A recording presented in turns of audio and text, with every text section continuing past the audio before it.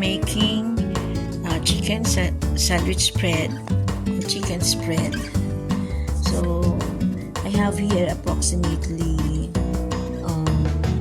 125 grams of plain chicken, and we have here 470 ml mayonnaise, but maybe I will only use half of this.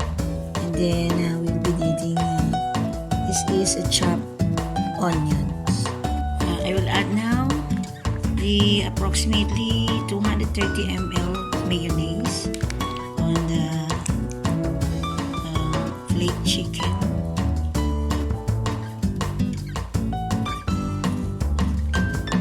So, ayan. Wala kasing weighing scale si mom. So, ayan. Okay, so of course I need to mix it well with the this time I already put the chopped onions on top, and then I added 1 tablespoon of sugar and 2 pinches of salt, and I'll put also some powdered black pepper, so it will give a sort of spicy effect, just a little. Okay, so I will mix it very well.